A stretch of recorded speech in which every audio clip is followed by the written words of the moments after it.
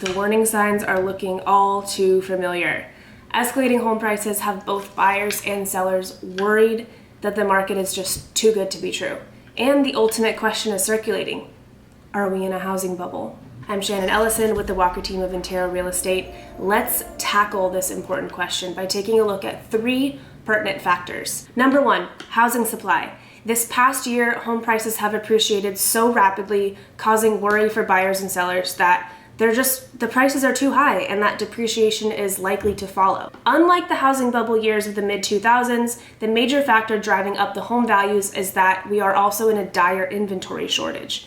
In 2008, we had 13 and a half months of inventory. Today, we've got less than a month. Throwing it back to your high school economics class, the biggest driver for price appreciation is a simple case of supply and demand. Hence, what we're seeing in the market today. Number 2, housing demand.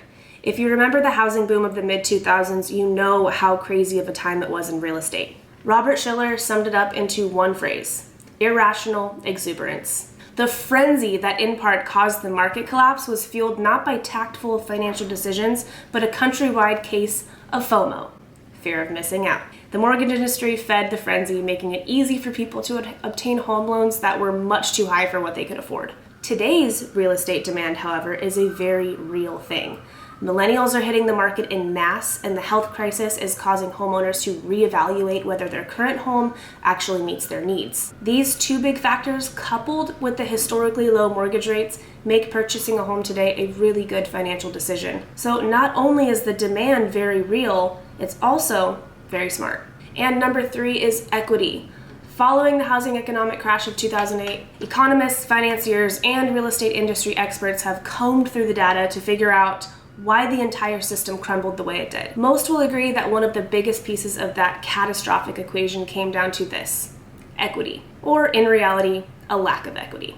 So the mid-2000s saw a wave of homeowners cashing out their equity on homes. In short, they were using their homes like ATMs to afford some of the finer things in life. Today is a much different equity picture. More than 38% of homeowners have paid off their mortgage free and clear, and another 18.7% have paid off 50% of their mortgage. This positive equity perspective puts the current housing market in a much stronger place, stabilizing home values across the United States. So the bottom line, the most important role that I have is to be able to educate my clients, analyzing data and insights, getting all the sides of a story, and communicating that with my clients so they can make the best real estate decisions for their situation. Knowledge is the most powerful tool that a realtor can possess. If you want the real deal, reach out to me, whether it's for advice, direction, or just general questions. Once again, I'm here to educate and navigate, not speculate and fabricate. I will see you guys next week.